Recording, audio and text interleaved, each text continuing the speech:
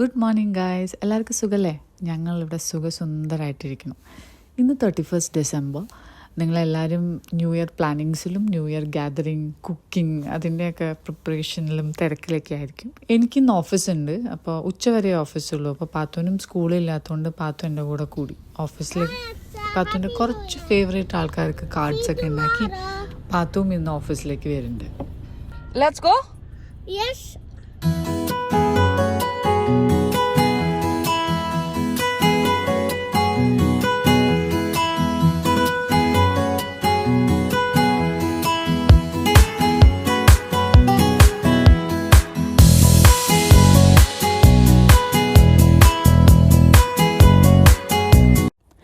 ഞാനും പാത്തുവും ഓഫീസിൽ നിന്ന് വീടെത്തിയപ്പോഴത്തേക്കും രഞ്ജുവും ശരണ്യൊക്കെ വീട്ടിലെത്തിയിട്ടുണ്ടായിരുന്നു. അപ്പം തന്നെ നമുക്ക് ചെറിയൊരു ആ ഒരു ഗ്യാതറിങ്ങിൻ്റെ വൈബും കാര്യങ്ങളൊക്കെ ആയി തുടങ്ങി. ശരണ്യ നമുക്ക് എല്ലാവരുടെയും ഫോട്ടോ ഒക്കെ വെച്ച ചോക്ലേറ്റ്സൊക്കെ കൊണ്ടാണ് വന്നത്. അപ്പം അത് നമുക്ക് രാത്രി ഓപ്പൺ ചെയ്യാം.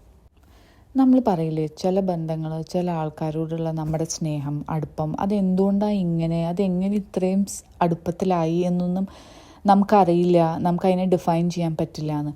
അങ്ങനെയുള്ളൊരു ബന്ധമാണ് ഗൈസ് ഈ രഞ്ജുവും പാത്തുമായിട്ടുള്ളത്. പാത്തുവിന് രഞ്ജുവിനെ എത്ര ഇഷ്ടമാണെന്നുള്ളത് എനിക്കത് പറഞ്ഞ് മനസ്സിലാക്കിച്ച് തരാൻ പറ്റില്ല.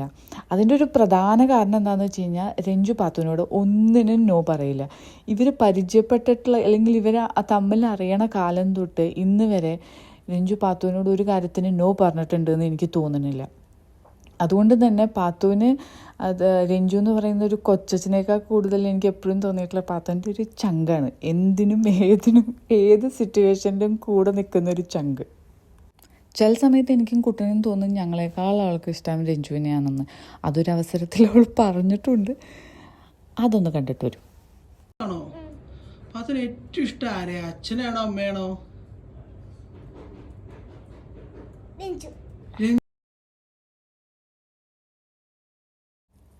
ന്യൂ ഇയർ ആയിട്ട് ഇവരൊക്കെ വീട്ടിൽ വരുന്നു എന്നല്ലാണ്ട് നമുക്ക് പ്രത്യേകിച്ച് പരിപാടികളോ പ്ലാനിങ്ങോ ഒന്നും ഉണ്ടായിരുന്നില്ല.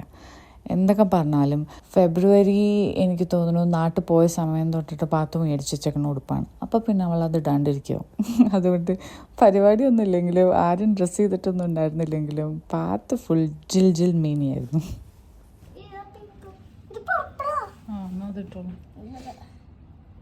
Similar to pink ആണ്.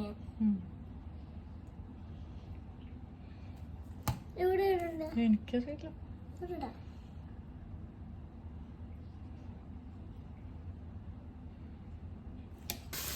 നമ്മളിന്ന് ഉണ്ടാക്കിയത് വൈറ്റ് സോസ് പാസ്തയാണ്.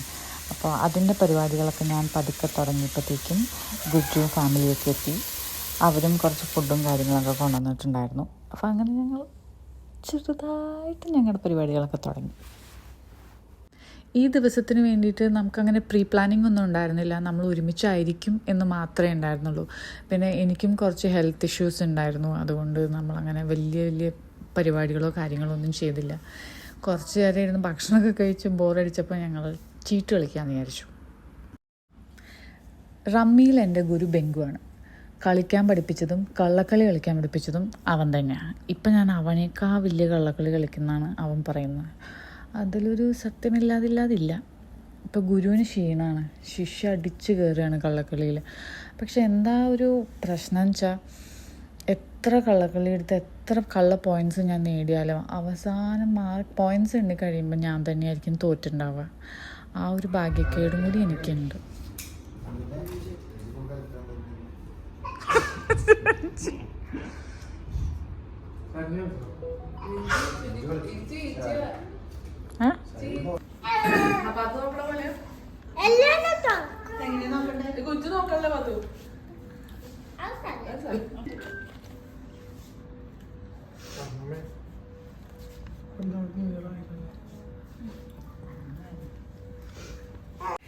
നമ്മുടെ ബാൽക്കണിയിൽ നിന്ന് കഴിഞ്ഞ് കഴിഞ്ഞാൽ ഗ്ലോബൽ വില്ലേജിലുള്ള ഫയർ വർക്ക്സ് നമുക്ക് കാണാൻ പറ്റും. അപ്പോൾ ഗ്ലോബൽ വില്ലേജിൽ എങ്ങനെയാണെന്ന് വെച്ച് കഴിഞ്ഞാൽ ഓരോ പവലിയൻ ഓരോ രാജ്യത്തിൻ്റെ ആണല്ലോ. അപ്പോൾ ഓരോ രാജ്യത്ത് ന്യൂ ഇയർ ആവുന്ന ടൈമിൽ അവിടെ ഫയർ വർക്ക്സ് ഉണ്ടാവും. അപ്പോൾ അത് കാണാനായിട്ട് നിൽക്കുകയാണ് നമ്മൾ. എൻ്റെ ഫോണിൽ എത്ര സൂം ചെയ്തിട്ടും അത് കറക്റ്റ് കാണിച്ചു തരാൻ പറ്റുന്നില്ല. പക്ഷേ അത് കാണാനായിട്ടാണ് നമ്മളെല്ലാവരും ബാൽക്കണിയിൽ നിൽക്കണം. ഒരു 10 മിനിറ്റ് കൂടുമ്പോൾ ഓരോ ഫയർ വർക്ക്സ് ആയിട്ട് വരുന്നുണ്ട്. Pizza. ഒബ്ജക്റ്റ് പറയൂ. സാക്ഷൻ കാണിക്കൂ.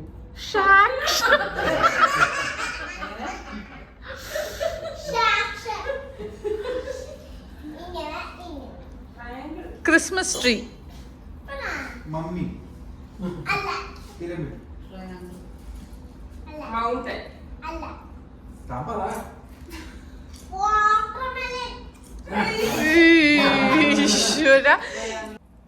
ആവേശം സിനിമയിൽ ഫഹദ് ഫാസിലിൻ്റെ ആ ഡംഷറാജ് കളിക്കണ സീൻ കണ്ട് നമ്മൾ ഒരുപാട് ചിരിച്ചിട്ടുണ്ട്. പക്ഷേ അതേപോലൊരു ഐറ്റം അല്ലെങ്കിൽ അതിനെ വെല്ലുന്നൊരു ഐറ്റം നമ്മുടെ സ്വന്തം വീട്ടിലുണ്ട് എന്ന് തിരിച്ചറിയാൻ 2025 ആവേണ്ടി വന്നു.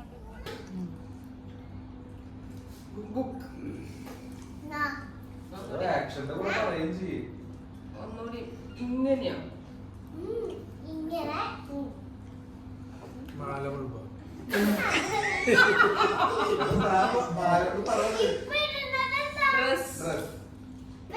ഗൗൺ. ഗൗൺ. സ്വെറ്റർ.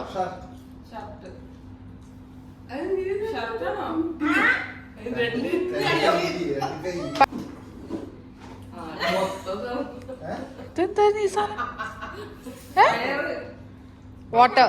വാട്ടർ. വള്ളി. ഫയർ.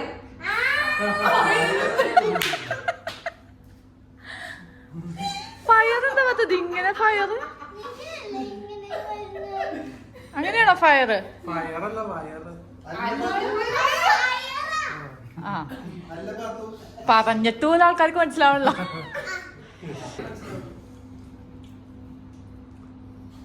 ഹ്യൂമൻ. ബ്രദർ. അല്ല പെൻസിലിന്റെ അടിയിൽ എന്തെങ്കിലും ഒരു വീർമത.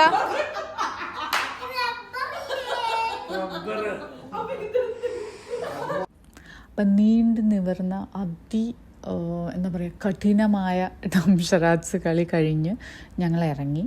അപ്പോൾ എനിക്ക് പറയാനുള്ളത് നിങ്ങൾ മാക്സിമം ഈ വീഡിയോ ഷെയർ ചെയ്യണം. ഇത് ഫഹദ് ഫാസിലിലേക്ക് എത്തട്ടെ എന്ന് ഞാൻ പ്രാർത്ഥിക്കുന്നു. കാരണം ഇപ്പോൾ അവർക്ക് ആവേശം 2 ഇറക്കുകയാണെങ്കിലും ആ ഡംഷറാജ് പോർഷന് വേണ്ടിയിട്ട് ഇഷ്ടംപോലെ സാധനങ്ങൾ ഇതിൽ നിന്ന് കിട്ടും.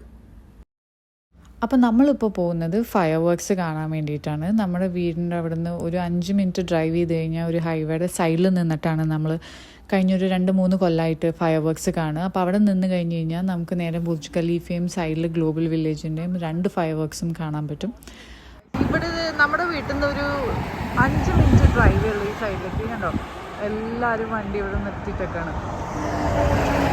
ഇവിടെ വന്നു കഴിഞ്ഞാൽ 2 സ്ഥലത്തെ ഫയർ വർക്ക്സ് നമുക്ക് കാണാം. ഒന്ന് ബുർജ് ഖലീഫ. ബുർജ് ഖലീഫ നേരെ ബുർജ് ഖലീഫയാണ്.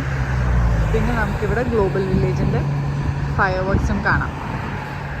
അപ്പോൾ നമ്മൾ കഴിഞ്ഞ കൊല്ലം അതിന് മുമ്പത്തെ കൊല്ലം ഒക്കെ ഇവിടെ വന്നിട്ടാണ് ഫയർ വർക്ക്സ് കണ്ടത്.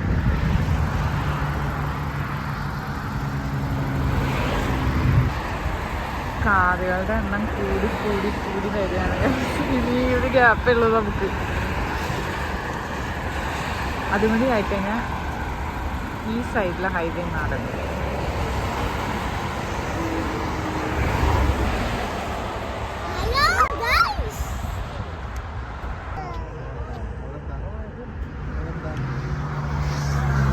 തുടങ്ങട്ടാ. കൗണ്ട് ഡൗൺ തുടങ്ങും. Count down.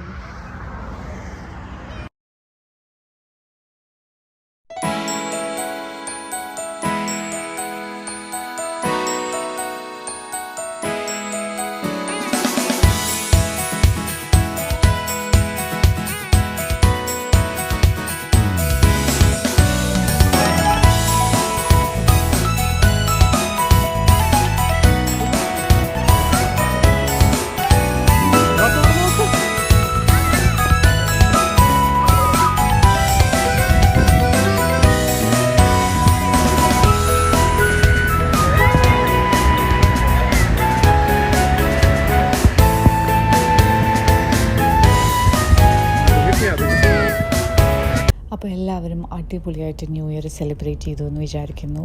നമുക്കും നിങ്ങൾക്കും എല്ലാവർക്കും ഒരു അടിപൊളി സന്തോഷവും സമാധാനവും ഉള്ള ഒരു 2025 ആവട്ടെ. 1, 2, 3 ഹാപ്പി ന്യൂ ഇയർ.